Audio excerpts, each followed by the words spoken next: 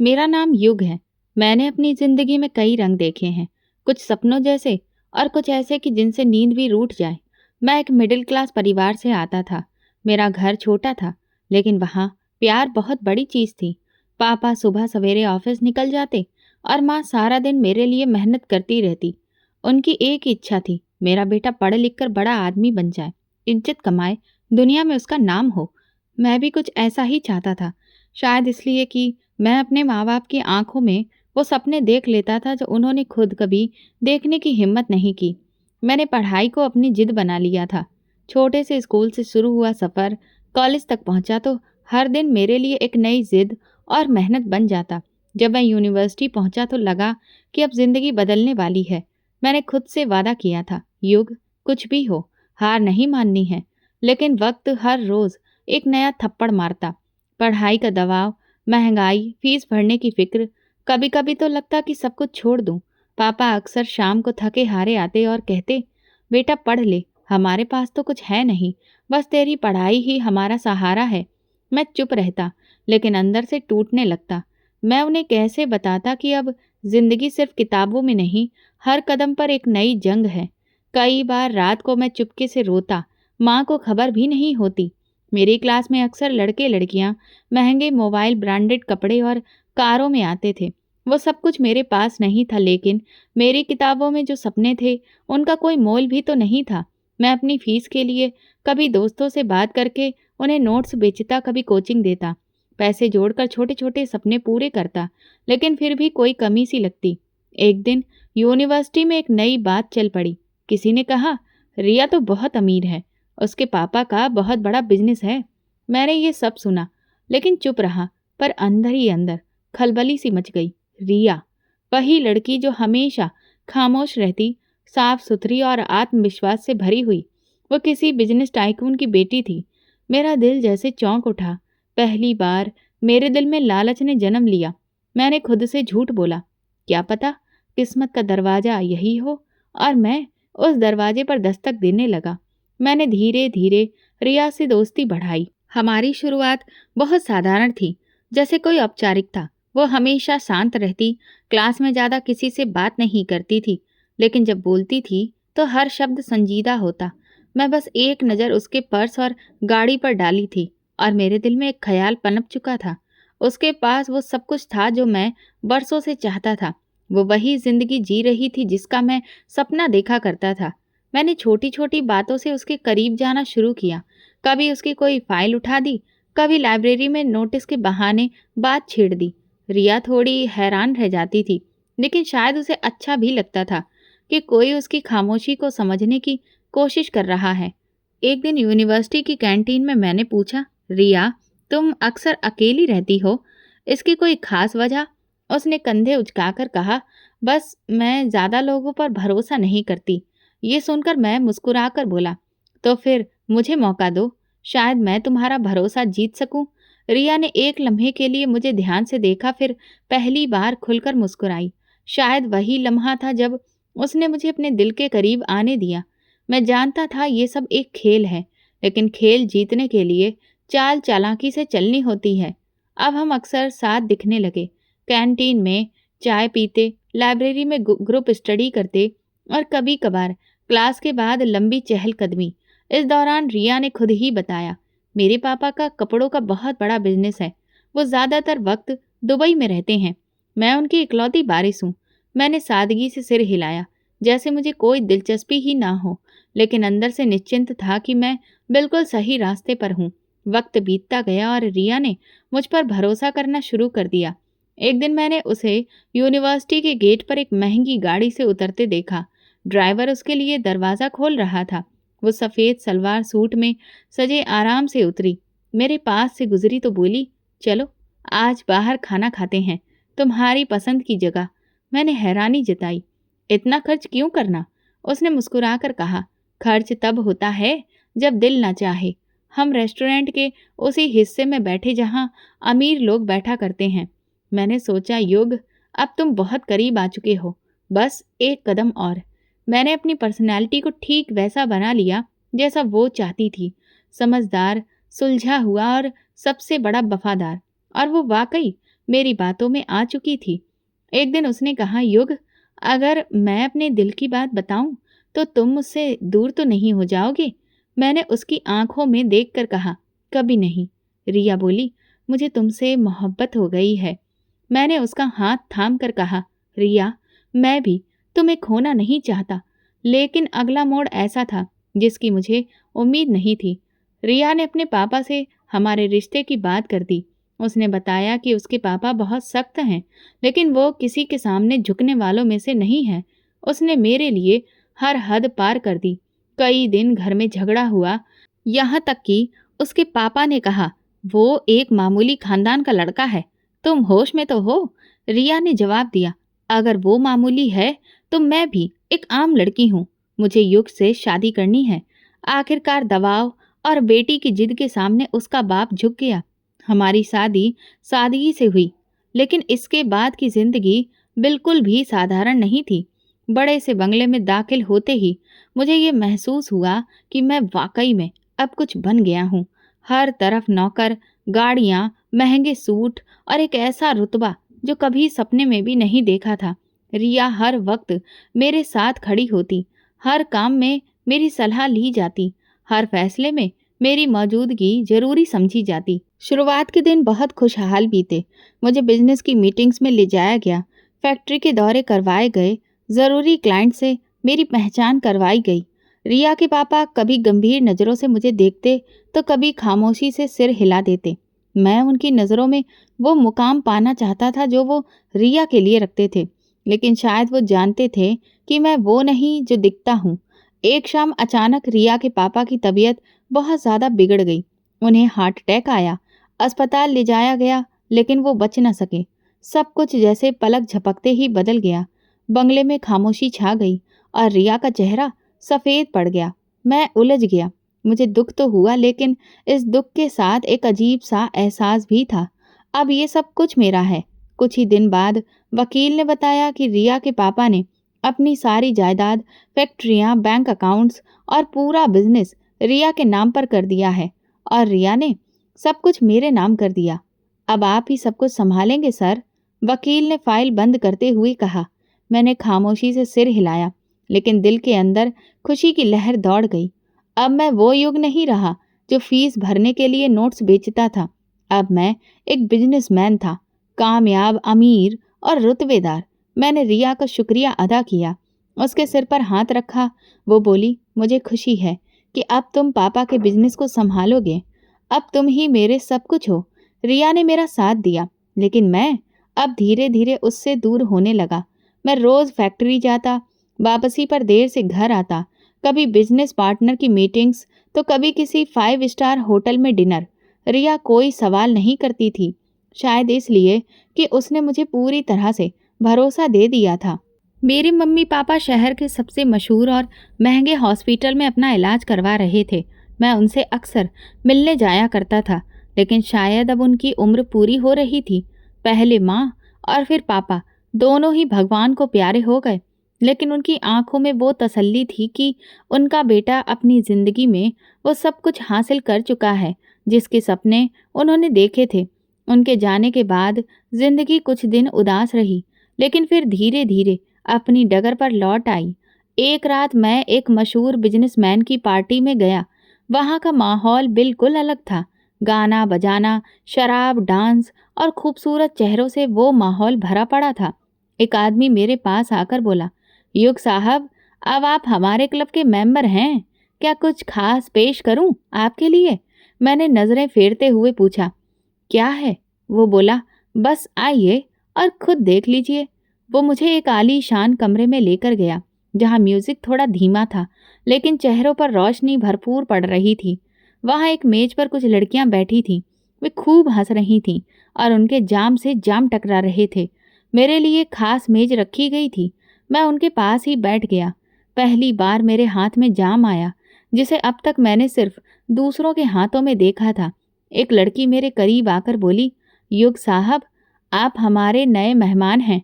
मैं हंसते हुए बोला, शायद अब मैं रोज़ रोज़ का मेहमान बन जाऊं। वो हंसने लगी और फिर वो रात मेरे लिए एक नया ही दरवाज़ा खोल गई। अगले दिन मैं फैक्ट्री में लेट पहुंचा।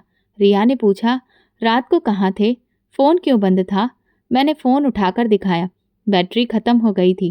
क्लाइंट के साथ देर तक मीटिंग थी। उसने भरोसा कर लिया। वह हमेशा ही भरोसा कर लेती थी। कुछ दिन बाद मेरी पहचान गौहर जान से हुई।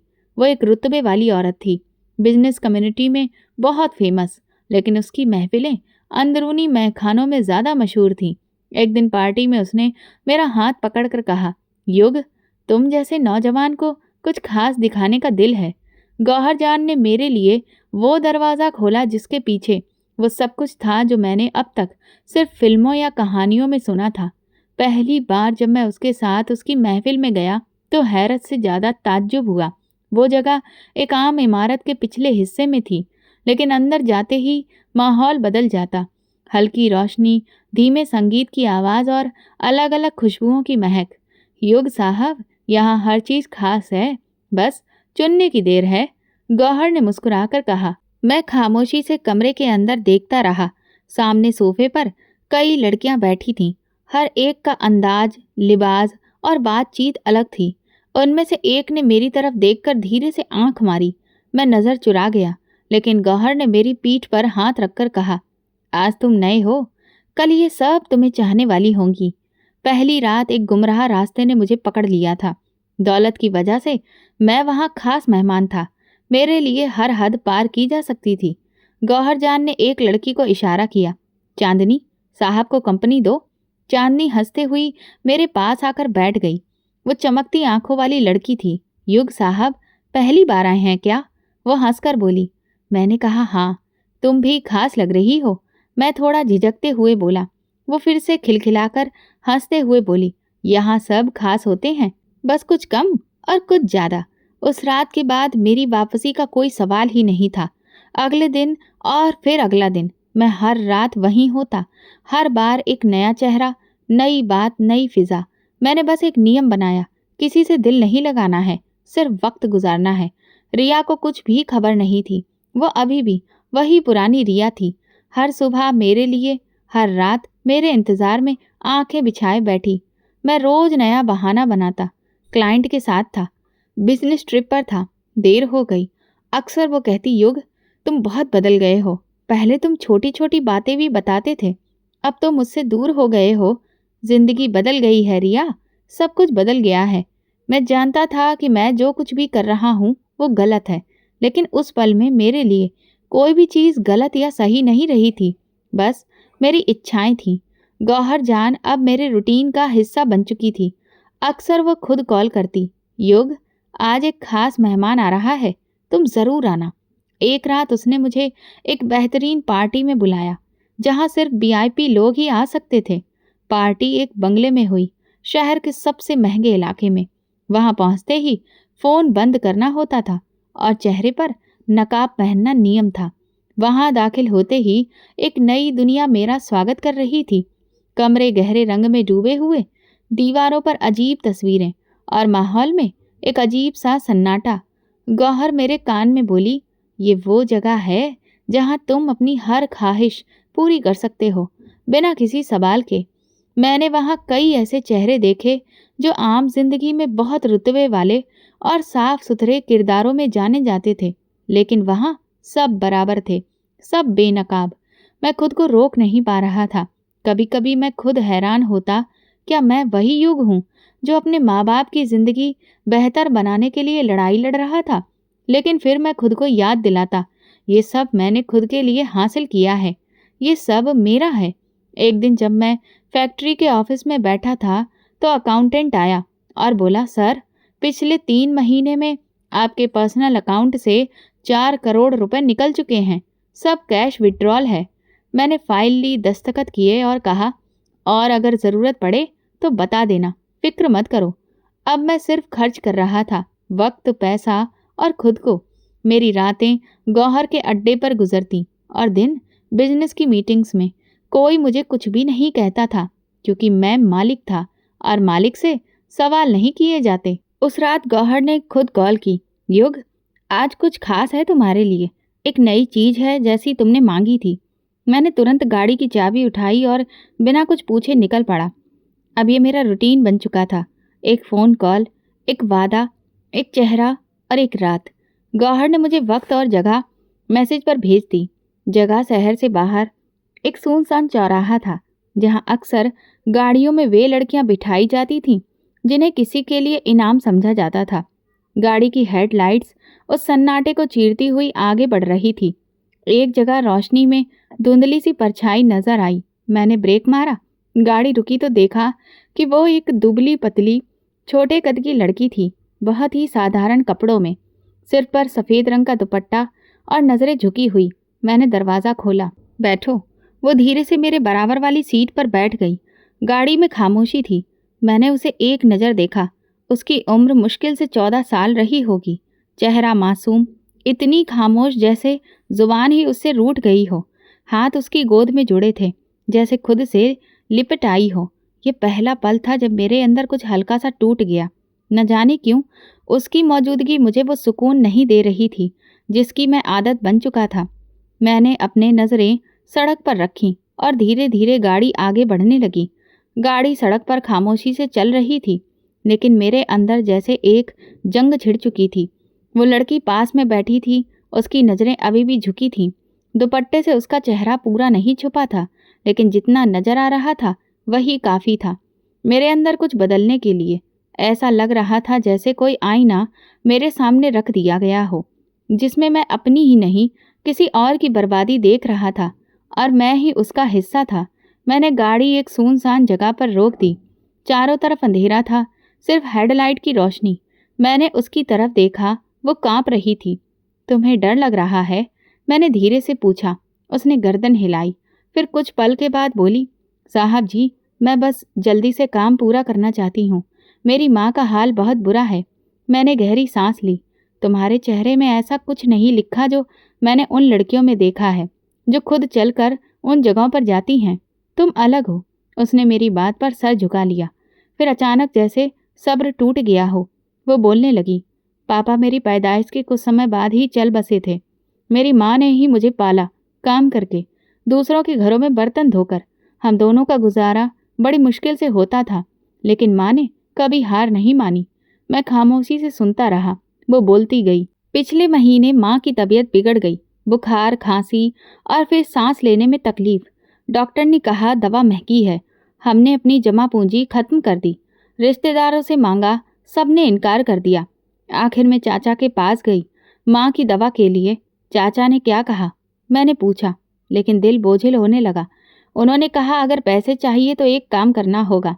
फिर वो मुझे एक औरत के पास ले गए। वो औरत गौहर जान थी। उसने कहा तुम्हें एक जगह जाना होगा, वहाँ जो शख्स मिलेगा उसके साथ चली जाना, जितना वो दे ले लेना, फिर वापस चली आना। तुमने कुछ भी नहीं कहा। मैंने कुछ सोचने की मोहलत भी नहीं ली। माँ की सांसें कमज़ोर पड़ रही थीं। मेरी आंखों के सामने वो तड़प रही थी। मेरे पास अब कोई रास्ता नहीं बचा था। मैंने अपनी आंखें बंद कर लीं। दिमाग में जैसे शोर था। हर वो रात, हर वो लम्हा जब मैं गौहर जान के अड्डे पर जाता था, सब एक साथ याद आ गया। लेकिन आज पहली बार उन रातों का मतलब बदल रहा था। तुम जानती हो, तुम्हारे चाचा ने तुम्हें बेचा है? मैंने सख्ती से कहा। वो धीरे से बोली, हाँ पता है। उन्होंने गौहर जान से पैसे लिए होंगे, लेकिन मुझे इससे फ़र्क नहीं पड़ता। मुझे सिर्फ अपनी माँ की ज़िंदगी चाहिए। मैंने जेब से 40,000 रुपये निकाले और उसकी तरफ बढ़ाए। ये पैसे लो और वापस जाओ, अपनी माँ का इलाज करवाओ। उसकी आंखें फटी की फटी रह गईं। आप कुछ नहीं करेंगे? नहीं, और तुम भी कभी दोबारा ऐसी जगह जाने के बारे में सोचना भी मत। तुम अभी बच्ची हो, तुम्हारे सपने खत्म नहीं हुए, बस तुम्हें लड़ना पड़ेगा। वो रो पड़ी, इस बार जोर से। मैंने उसके आंसू साफ नहीं किए, न तसल्ली दी, बस दरवाज़ा खोला और कहा, चलो मैं तुम्हें घर छोड़ देता हूँ। वो धीरे से उतरी और फिर पिछली सीट पर जाकर बैठ गई। रास्ते भर खामोशी रही। जब उसका मोहल्ला आया तो मैंने गाड़ी रोक दी। यहीं रहती हो? जी। गली के आखिर में। जाओ और वादा करो कि कभी भी दोबारा ये फैसला नहीं करोगी। उसने हिचकियों के बीच में सर हिलाया। वादा। वो उठकर चलने लगी। मैंने बैक व्यू मिरर से देखा। वो बार बार पीछे मुड़कर देख रही थी, जैसे कि उसे यकीन नहीं हो रहा हो कि कोई सिर्फ मदद के लिए आया था, बिना कुछ लिए। मैंने गाड़ी स्टार्ट की और धीरे से आगे बढ़ा दी। उस रात मैं घर देर से नहीं पहुंचा। रिया जाग रही थी। दरवाज़ा खोलते ही बोली, आज जल्दी आ गए? मैंने बस सर हिलाया। हाँ, बस थक गया था। वो मुझे देखती रही। शायद उसे महसूस हुआ कि कुछ बदल गया है। मैं सीधा अपने कमरे में गया और कई घंटे बालकनी से आसमान देखता रहा। न गौहर का फ़ोन आया, न किसी से बात की। बस एक चेहरा बार बार सामने आता रहा, वो साधारण सा डरा हुआ चेहरा, वो सच जो मुझे तोड़ गया था। मुझे नहीं पता था कि एक लम्हा, एक वाक्या इंसान को अंदर से बदल सकता है, लेकिन मैं खुद को वही इंसान महसूस नहीं कर रहा था जो कुछ दिन पहले तक अय्याशी को ही कामयाबी समझता था। अगली सुबह जब मैं ऑफिस पहुंचा तो सब कुछ रोज की तरह था, लेकिन मेरे अंदर कुछ बदल चुका था। कॉन्फ्रेंस रूम में मीटिंग चल रही थी, लेकिन मेरी नज़रें सामने स्लाइड पर नहीं थीं। खिड़की से बाहर कहीं रुकी हुई थीं। कोई बात कर रहा था, कोई हिसाब समझ रहा था, लेकिन मेरी नज़र में सिर्फ वो चेहरा घूम रहा था।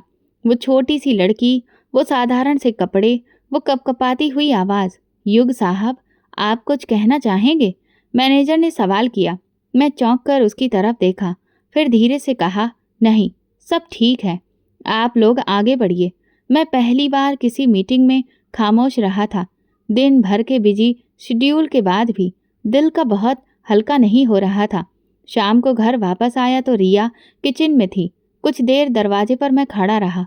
वो सब्जी काट रही थी, कुछ गुनगुना रही थी, जैसे उसे किसी जवाब की ज़रूरत ही नहीं हो। आज तुम बहुत सुकून में लग रही हो। पता नहीं, लगता है तुम आज कुछ बदले बदले हो।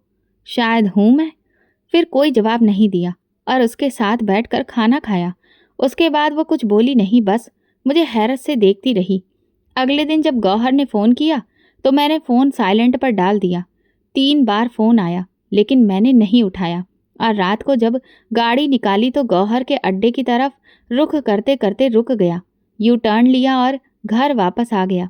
ये छोटा सा फैसला मेरे लिए नया था, लेकिन इस फैसले में एक अजीब सा सुकून था। आप आज जल्दी घर आ गए? हैरानी से रिया ने पूछा। बस, कहीं जाने का दिल नहीं था, मैंने खामोश सा जवाब दिया। वो अपनी बात खत्म करके चली गई थी, लेकिन मैं जानता था कि उसके दिल में सवाल उठ रहे हैं। मैं दिनों में कम बोलने लगा और रातों को कम चैन की नींद लेने लगा और धीरे धीरे गौहर के अड्डों से दूरी बनाने लगा। एक बार वो खुद मेरे दफ्तर में आ गई, कहने लगी, युग, क्या हुआ है तुम्हें? तुम वो नहीं रहे जो पहले थे। हाँ, और अब मैं वो रहना भी नहीं चाहता। मैंने बहुत खुश होकर कहा, तुम इतनी आसानी से निकल नहीं सकते। जानते हो, मैं चाहूँ तो सब कुछ छोड़ सकता हूँ, और वही करने का अब वक्त है। उसके चेहरे पर पहली बार संजीदगी आई, लेकिन उसने कुछ नहीं कहा और उठकर चली गई। लेकिन उसकी आंखों में एक अनजान धमकी थी। मेरे दिल में उसके लिए एक नफरत सी जन्म लेने लगी थी। अब वहाँ जाने का ख्याल भी मुझे बोझ लगता था, जैसे कि मैं किसी गटर में दोबारा कदम रखने की हिम्मत ना कर पा रहा हूँ। रिया ने मेरी बदलती हालत पर सवाल नहीं किया, लेकिन उसने मेरा हर अंदाज पढ़ना शुरू कर दिया था। एक दिन बोली, युग, कुछ है जो तुम कहना चाहते हो? नहीं, बस थोड़ा सा उलझा हुआ हूँ मैं तुम्हें सुन सकती हूँ, जैसे तुमने पहले सुनाया था। मैं चुप रहा, लेकिन मुझे यह खामोशी पहली बार काटने लगी। अब मैं अक्सर उसके साथ बैठता, खाना खाता, पुराने एल्बम्स निकालता या रात को लॉन में चहलकदमी करता। वो हैरत में डूबी रहती। कभी कभार पूछती, क्या सब ठीक है? नहीं, लेकिन अब ठीक करने की कोशिश कर रहा हूँ। धीरे धीरे कई साल बीत गए और यही सब चल रहा था। लेकिन एक और चीज़ अजीब सी थी जो मेरे साथ हो रही थी, जिसे मैं नज़रअंदाज कर रहा था। थकान। वो अब ज़्यादा हो चुकी थी। खांसी, कभी बुखार, कभी शरीर में बेवजह दर्द। पहले सोचा कि मौसम की मार है, फिर सोचा काम की थकान है, लेकिन जब ये लगातार होने लगा तो रिया ने कहा, चलो डॉक्टर के पास, बहुत काम है। फिर कभी, युग, सेहत पहले है। रिया, मैं ठीक हूँ, लेकिन मैं जानता था कि मैं ठीक नहीं था। एक दिन ऑफिस में चक्कर आ गया, सामने सब कुछ धुंधला हो गया। कुर्सी पर गिरने से पहले एक आवाज़ सुनी, सर, सर। होश आया तो अस्पताल में था। होश आया तो रिया मेरे पास बैठी थी और डॉक्टर रिपोर्ट देख रहा था। आपकी तबीयत कब से खराब है? डॉक्टर ने सवाल किया। कुछ दिनों से, मामूली सी बात है। मामूली बात होती तो बेहोश नहीं होते आप। हमें और ज़्यादा टेस्ट करने होंगे। रिया ने मेरा हाथ पकड़ा। अब कुछ मत छुपाना युग। मैंने नज़रें चुरा ली। दिल में डर था जो पहले कभी नहीं था। अगले दिन कुछ और ब्लड टेस्ट हुए। डॉक्टर ने कहा हम कुछ इन्फेक्शंस चेक करेंगे, कुछ रिपोर्ट्स कल तक आ जाएंगी। उस रात अस्पताल के बिस्तर पर लेटे हुए मैं सिर्फ छत देखता रहा।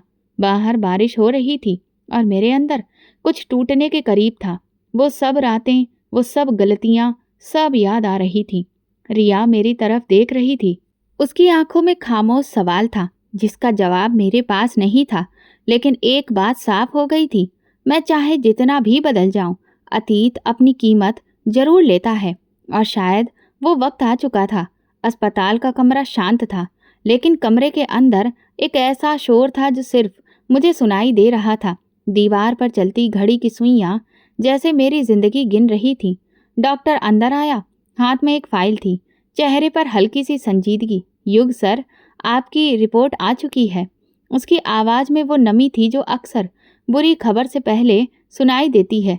मैं सीधे होकर बैठने की कोशिश करने लगा, लेकिन शरीर में जैसे जान ही नहीं रही थी।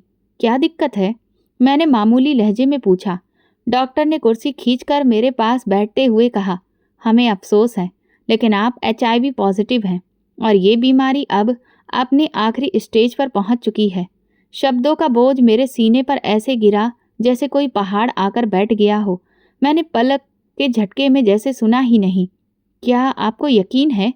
मेरी आवाज़ खुद मेरे कानों में अजनबी लग रही थी। हमने सारे टेस्ट कंफर्म किए हैं। आपके शरीर की रोग प्रतिरोधक क्षमता खत्म हो चुकी है। इसकी इम्यूनिटी इतनी कम हो गई है कि किसी भी इन्फेक्शन से खतरा बहुत बढ़ सकता है। मैं खामोश हो गया। आंखें छत की तरफ उठी जहां बस एक सफ़ेद खालीपन था। मन में एक एक करके चेहरे आने लगे। कभी रिया का, मेरे माँ बाप का, वो मासूम बच्ची और गौहर, और फिर उसके बाद वो दर्जनों चेहरे जो अब धुंधले पड़ चुके थे। कितना वक्त है मेरे पास? डॉक्टर ने फाइल बंद करते हुए कहा। ये बताना मुश्किल है। हो सकता है कुछ हफ्ते, हो सकता है 1 महीना, लेकिन ठीक होने की उम्मीद कम है। मैंने सिर्फ सर हिलाया। डॉक्टर चला गया और मैं बिस्तर पर लेट गया। सांस लेते हुए महसूस हो रहा था कि जैसे हवा भी अब अपना बोझ दिखा रही हो। अगली सुबह रिया को 4 धाम की यात्रा पर जाना था। मैंने उसे कुछ भी नहीं बताया। उसने अपना बैग पैक किया और मेरे पास आकर बोली, युग, प्रार्थना करना। मैंने जवाब दिया, तुम बस अपना ख्याल रखना। उसने मेरे माथे पर हाथ फेरा और फिर चली गई। उसके जाने के बाद जैसे कमरे में अंधेरा फैल गया। मैं उसी बिस्तर पर लेटा रहा, कभी आंखें बंद करता, कभी खोलता, कभी सोचता। कुछ देर बाद अस्पताल के पर्दे हटे। एक नर्स आई, अंदर दाखिल हुई। उसने मुझे देखा और हल्की सी मुस्कुराहट फैलाई। मैंने नज़रें मोड़ ली। अब किसी से बात करने का दिल नहीं था। वो ब्लड प्रेशर चेक करती रही, कुछ लिखती रही और फिर खामोशी से बाहर चली गई। दिन गुजरते गए, लेकिन मेरे लिए वक्त अब एक बेईमानी सी गिनती बन चुका था। खाना खाता लेकिन छोड़ देता था। दवाइयाँ रखी जाती, मैं हाथ भी नहीं लगाता। एक दिन मैंने अपना मोबाइल खोला। गौहर का पुराना मैसेज अभी भी बिना पढ़े पड़ा था। लौट आओ युग, तुम्हारे लिए सब वैसा ही है। मैंने मैसेज डिलीट कर दिया और मोबाइल ऑफ कर दिया। एक दिन शाम को मैंने अपनी पुरानी डायरी निकाली। उसके पहले पन्ने पर लिखा था, मेरी कामयाबी मेरे माँ बाप की खुशी होगी। मैं हंस पड़ा, एक थकी हुई, टूटी हुई हंसी। अस्पताल के बिस्तर पर लेटे हुए कई दिन गुजर चुके थे। रिया अभी तक वापस नहीं आई थी और मैं वक्त के साथ साथ कमज़ोर होता जा रहा था। हर दिन एक जैसा था। वही सफ़ेद छत, वही दवा की गंध और वही खामोशी जिसमें मौत की आहट सुनाई देने लगी थी। डॉक्टर दिन में 2 बार आते, रिपोर्ट्स देखते, खामोशी से सिर हिलाते और चले जाते। एक नर्स रूटीन से आती, सुबह भी शाम भी। उसकी मौजूदगी में कोई दिखावा नहीं था। दवा देती, ब्लड प्रेशर चेक करती और कभी कभी पानी का गिलास पकड़ा देती। एक शाम जब मैं बिस्तर पर आंखें बंद किए लेटा था, मुझे किसी के चलने की हल्की सी आवाज़ सुनाई दी। कदमों की आहट जैसे कमरे की दीवारों से टकराकर मेरे दिल तक आ रही थी। आंखें खोली तो वही नर्स सामने खड़ी थी, लेकिन इस बार चेहरा जाना पहचाना लगा। मैंने ध्यान से देखा, एक पल पहचानने में लगा, फिर दिल जैसे रुक सा गया। तुम? तुम वही हो ना? मेरी आवाज़ कांप गई। वो धीरे से मुस्कुराई और सिर हिलाया। जी, मैं वही हूँ। मैं सीधा होकर बैठने की कोशिश करने लगा, लेकिन शरीर में जान नहीं थी। आंखों से आंसू बहने लगे। मैंने तुम्हें इस हाल में नहीं देखा था और मैंने आपको इस हाल में देखने की कभी प्रार्थना नहीं की थी।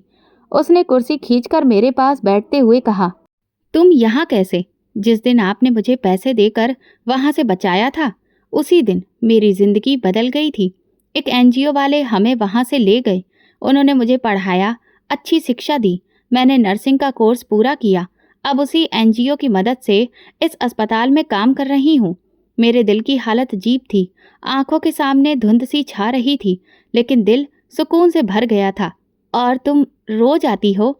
हर रोज, सुबह से शाम तक, और हर दिन आपके लिए प्रार्थना करती हूँ। क्यों? मैंने धीरे से पूछा। क्योंकि आपने मेरे लिए वो किया जो कोई अपना भी नहीं करता। एक वक्त था जब मैं टूट चुकी थी, लेकिन आपने मुझे गिरने नहीं दिया। अब भगवान से प्रार्थना है कि वो आपको गिरने ना दे। मेरी सांसें भारी हो रही थी। अब वक्त कम है मेरे पास। कौन कहता है, डॉक्टर या आपका ज़मीर? शायद दोनों, मैंने कहा। वो बोली, मुझे पूरा भरोसा है, भगवान चमत्कार करेगा। अगर उसने मुझे बचाया है तो वो आपको भी बचा सकता है। उसकी आंखों में जो भरोसा था, वो मेरे अंदर कुछ जगा रहा था। मैंने उसका हाथ पकड़ा। तुम्हारे जैसी लड़की, तुम्हारे जैसी बेटी भगवान सबको दे। ये तो बस आपकी दुआ का नतीजा है। और अब मेरी प्रार्थना है कि आपकी जिंदगी लौट आए। अगले कुछ दिन वो लगातार मेरे साथ रही। मेरी दवाइयों, रिपोर्ट्स, यहाँ तक कि डॉक्टर से मेरी बातचीत भी वही करवाती। कभी ज़बरदस्ती खाना खिलाती, कभी मुझे अच्छी अच्छी किताबें पढ़कर सुनाती। उसने भगवान की एक छोटी सी मूर्ति मेरे सिरहाने रख दी। एक सुबह जब मैं आंखें खोल रहा था, डॉक्टर कमरे में आए। उनके चेहरे पर वो कठोरता नहीं थी जो पहले हुआ करती थी। उन्होंने मेरी रिपोर्ट्स देखी। युग सर, आपकी नई रिपोर्ट्स पहले से बेहतर हैं। क्या मतलब? मैंने हैरत से पूछा। हम खुद हैरान हैं। जिस मरीज की इम्यूनिटी पावर खत्म हो चुकी थी, वही अब ठीक हो रहा है। ये कोई सामान्य प्रोग्रेस नहीं है, शायद कोई चमत्कार है। लेकिन फिर भी हमें अभी ज़्यादा खुश नहीं होना चाहिए। अगली रिपोर्ट्स आने तक का इंतज़ार करें। नर्स, जो हमेशा की तरह चुपचाप खड़ी थी, मुस्कुरा रही थी। डॉक्टर चले गए। मैंने उसकी तरफ देखा और कहा, ये सब तुम्हारी ही प्रार्थनाओं का असर है। ये सब करने वाला भगवान है। मैं तो बस एक जरिया बनी हूँ। मैंने आंखें बंद की और गहरी सांस ली। जिंदगी जैसे थोड़ी थोड़ी लौट रही थी। शरीर हल्का लग रहा था। दिल फिर से धड़कने लगा।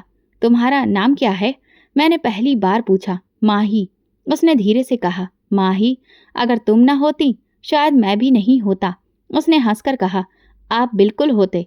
प्रार्थना बस थोड़ी देर से पहुंचती है। रिया के लौटने के दिन भी पास आ रहे थे। मैंने फैसला किया था कि वो आए तो मैं उसे सब सच बता दूंगा। लेकिन आज पहली बार लगा था कि शायद मैं जिंदा रह पाऊंगा। सिर्फ जिंदा नहीं, बल्कि बदल कर, संवर कर। और ये बदलाव किसी दवा से नहीं, एक प्रार्थना से आया था। माही जैसी एक मासूम बेटी की दुआ से, जिसे मैंने कभी पाप से बचाया था। कई दिनों बाद महसूस हुआ कि आवाज सिर्फ आवाज नहीं थी, जिंदगी की नई गवाही थी। नर्स माही, जो हर सुबह मुझे दवा देती थी, अब मेरी जिंदगी में एक नई रोशनी की तरह शामिल हो चुकी थी। कुछ दिन बाद डॉक्टर फिर से आए। पहले तो चुपचाप रिपोर्ट से देखते रहे। कमरे में सिर्फ मॉनिटर की बीप सुनाई दे रही थी। फिर डॉक्टर ने कुर्सी खींचकर बैठते हुए कहा, एड्स के जिस स्टेज पर आप थे, वहां से वापस जिंदगी की तरफ लौटना नामुमकिन जैसा ही था। तो अब आप क्या कहना चाहते हैं? मेरी आवाज़ अब बहुत ज़्यादा मजबूत थी। अब तो मानना पड़ेगा कि वाकई आपकी हालत में सुधार हो रहा है। वायरस का असर कम हो रहा है। शरीर दोबारा खुद को ठीक कर रहा है। माही एक तरफ खड़ी मुस्कुरा रही थी, जैसे उसे पहले से पता हो कि डॉक्टर क्या कहने वाले हैं।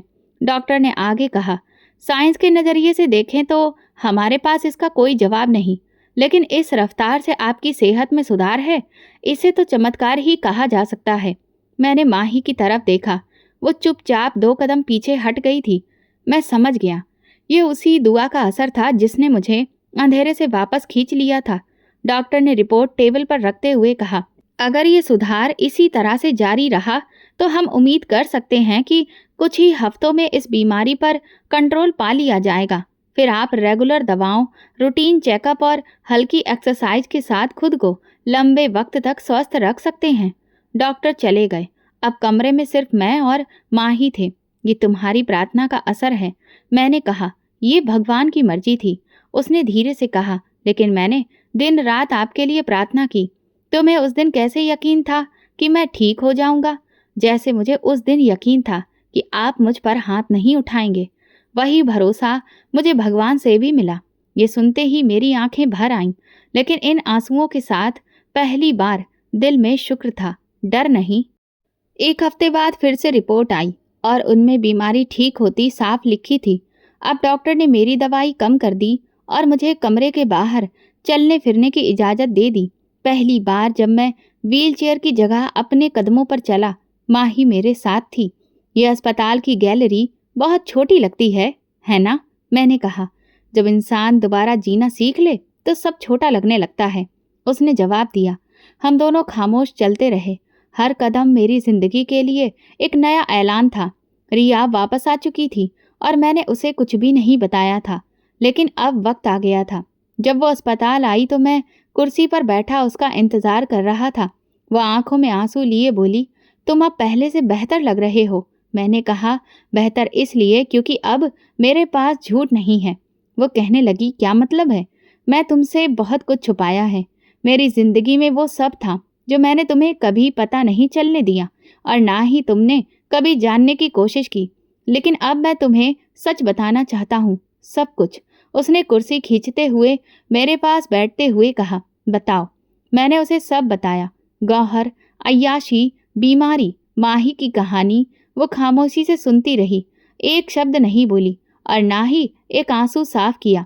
आखिर में बस इतना कहा, अगर भगवान ने ही तुम्हें माफ कर दिया है तो फिर मैं कौन हूँ कुछ कहने वाली।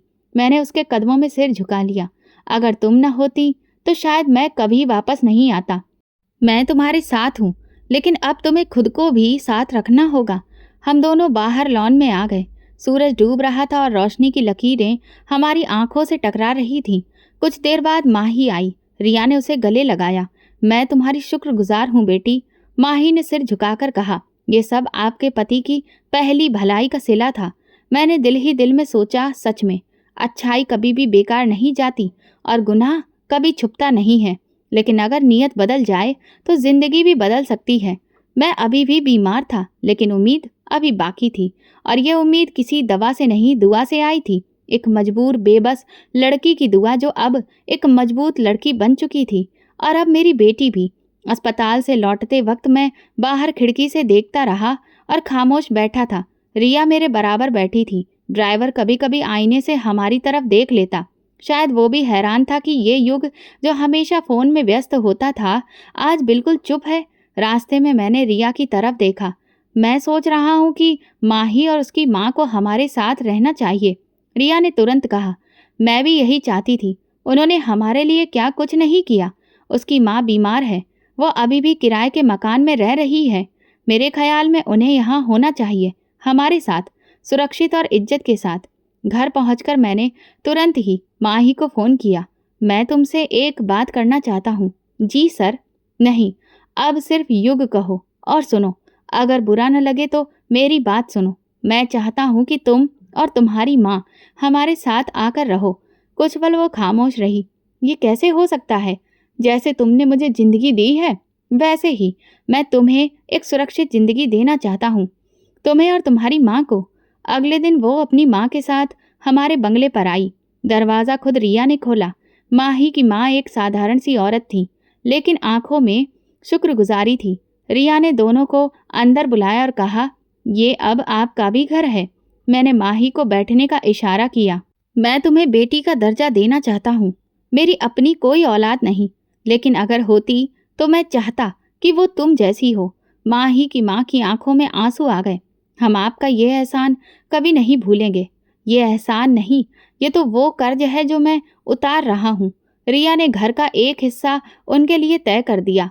कुछ दिनों में वो हिस्सा जिंदगी से भर गया। माही मेरे साथ बिजनेस के छोटे मोटे कामों में भी थी।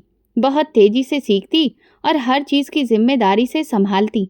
तुमने कभी सोचा था कि तुम एक दिन यहाँ पहुँचोगी? नहीं, लेकिन आपने मुझ पर जो भरोसा किया, उसने मुझे खुद पर भरोसा करना सिखाया है। वो अक्सर मुस्कुराती नजर आती। रिया माही को मार्केट लेकर जाती, किचन में उससे सलाह लेती। वो दोनों एक दूसरे के बिना अधूरी लगती। मैं उन दोनों को देखकर सोचता, शायद भगवान ने मेरे खाली दिल को इन दो रिश्तों से भर दिया था। मैंने फैक्ट्री में एक नया डिपार्टमेंट खोला, वुमन एम्पावरमेंट यूनिट। उसमें वो लड़कियां काम करती थी जिन्हें जिंदगी ने तोड़ दिया था। वहाँ उनकी देखभाल होती, हुनर सिखाया जाता और इज्जत से जीने का तरीका दिया जाता। माही ने वहाँ पर बात की और कोऑर्डिनेटर का काम करना शुरू किया। पहली मीटिंग में वो लड़कियों के सामने बोली, मैं भी कभी ऐसे ही हालात में थी, लेकिन किसी ने मुझे गिरने से बचाया। अब मेरी बारी है। उस दिन के बाद हर लड़की की आंखों में एक नया लक्ष्य नजर आने लगा। रिया एक दिन मेरे पास आई और सामने बैठकर बोली, मैं आज खुद को बहुत बेहतर महसूस कर रही हूँ। तुमने जो कुछ भी किया वो इतनी जिंदगियों की बुनियाद है। कभी भलाई करने का मौका बहुत देर से आता है, लेकिन जब आता है तो सब बदल जाता है। अब तुम बदल चुके हो युग। मैंने उसका हाथ पकड़ा। हाँ, इस बदलाव की वजह तुम हो और वो बच्ची जिसकी प्रार्थना ने मुझे वापस लाया। अब मैं रोज सुबह जल्दी उठता, पूजा करता, घर के लॉन के पौधों को नई जिंदगी देता। हर महीने की पहली तारीख को मैं खुद लड़कियों से मिलता, उनकी कहानी सुनता और बताता, ये दुनिया तुम्हें ठुकरा सकती है, लेकिन तुम खुद को मत ठुकराना। माँ ही अक्सर कहती, कभी कभी एक वक्त का फैसला पूरी जिंदगी बदल देता है। मैं उसकी तरफ मुस्कुरा देता, और कभी किसी का एक आंसू पूरी आत्मा को धो देता है। ये मेरा नया सफर था, सच के साथ, मोहब्बत के साथ और उन रिश्तों के साथ जो किसी खून से नहीं, किसी नियत से बनते हैं। सुबह का वक्त था। मैं फाउंडेशन के ऑफिस में बैठा अपनी कुर्सी पर झूला झूल रहा था। मेज पर फाइलों का ढेर था, लेकिन नज़र खिड़की से बाहर लॉन में खेलती बच्चियों पर थी, जो अब इस एनजीओ का हिस्सा थीं। उनमें कई चेहरे ऐसे थे जो कुछ महीने पहले सड़कों पर ठोकरें खा रही थी। अब उनकी आंखों में डर नहीं, सपने थे। मैंने हाथ बढ़ाकर कॉल बेल बजाई। कुछ पल बाद माही अंदर आई। आज नई अपॉइंटमेंट से 3 बच्चियां दिल्ली से आई हैं। क्या कहानी है उनकी? 2 बहनें हैं, अनाथ। तीसरी लड़की को उसके रिश्तेदारों ने घर से निकाल दिया। सबका यहाँ पर एडमिशन करवा दिया है। अच्छा किया। और डॉक्टर नायर से बात हो गई? जी, वो शाम को विजिट पर आएंगे। मैंने फाइल उठाई, दस्तखत किया और उसे पकड़ा दी।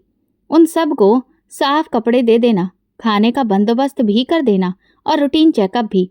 माही ने सर हिलाया और बाहर निकल गई। ये फाउंडेशन जिसका नाम हमने अमानत रखा था, अब शहर भर में पहचाना जाने लगा था। मीडिया अक्सर रिपोर्ट करता और कभी कभी खास चैनल के लोग इंटरव्यू लेने की बात करते, लेकिन मेरा ये नियम था कि कैमरे से नहीं, किरदार से पहचाना जाए। एक दिन एक टीवी चैनल से कॉल आई, हम चाहते हैं कि आप हमारे प्रोग्राम में आएं, अपनी कहानी सुनाएं। मैंने कहा, मेरी कहानी सुनाने के काबिल नहीं है, लेकिन जो सबक मैंने सीखा वो सुना जाना चाहिए। अगले हफ्ते मैं लाइव बैठा था। मेजबान ने मेरी पहचान बताई और फिर सवाल किया, सर, आपके अंदर ये बदलाव कैसे आया? मैं कुछ लम्हों के लिए खामोश रहा। एक प्रार्थना ने सब बदल दिया, और प्रार्थना भी ऐसी जो मेरे हाथों ही बर्बाद हो सकती थी। लेकिन मैं वक्त पर रुक गया। सर, क्या आप समझते हैं कि अच्छाई की कोई कीमत होती है? अच्छाई की कीमत नहीं, असर होता है। एक दिन मैंने एक अच्छाई की थी और उसी ने मुझे मौत के मुंह से वापस खींच लिया।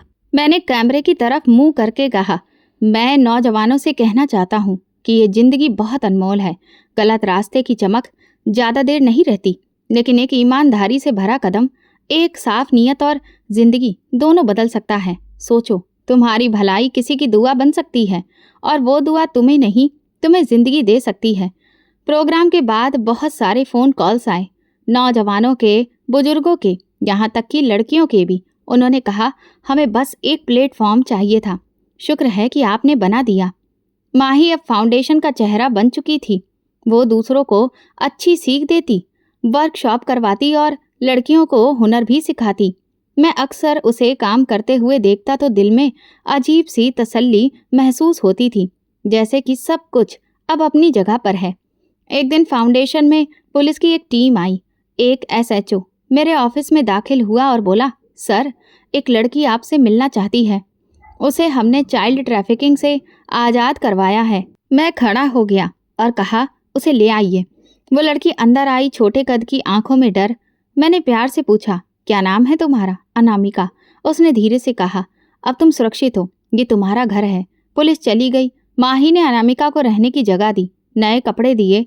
माही मेरे पास बैठकर बोली, अब तो यहाँ पर हर दिन एक नई अनामिका आती है। शायद भगवान ने इसी दिन के लिए आपको बचाया था। मैंने इस बात पर सिर हिलाया और कहा, शायद मुझे इसीलिए गुनाह में डुबो कर रखा, ताकि जब मैं लौटूं तो इन सब को संभाल सकूं। मेरी तबीयत अभी भी पूरी तरह ठीक नहीं थी। डॉक्टर कहते थे, आपका शरीर एड्स को रोकने के लिए लगातार लड़ रहा है, लेकिन आपकी हिम्मत हमें हैरान कर रही है। मैं कहता, ये मेरा नहीं, बल्कि उन प्रार्थनाओं का नतीजा है जो मेरे लिए मांगी गई हैं। मैं जानता था कि जिंदगी की डोर अभी भी नाजुक है, लेकिन अब इसका मतलब सिर्फ सांस लेना नहीं था, बल्कि किसी के लिए जीने का कारण बन जाना था। मैंने फाउंडेशन के गेट पर एक तख्ती लगवाई और उस पर लिखवाया, ये जगह उन लोगों के लिए है जिन्हें इस दुनिया ने ठुकराया है, लेकिन भगवान ने अपनाया है। और यही मेरे सफ़र की असली कीमत थी, भलाई। तो दोस्तों, अगर आपको हमारी कहानी पसंद आई हो तो प्लीज़ कमेंट करके ज़रूर बताइएगा। इस वीडियो को लाइक करिए और प्लीज़ ज़्यादा से ज़्यादा शेयर करिए। अगर आप मेरे चैनल पर नए हैं तो सब्सक्राइब जरूर करें और नोटिफिकेशन बेल दबाएं, ताकि अगली अपडेट सबसे पहले आपको मिले। धन्यवाद।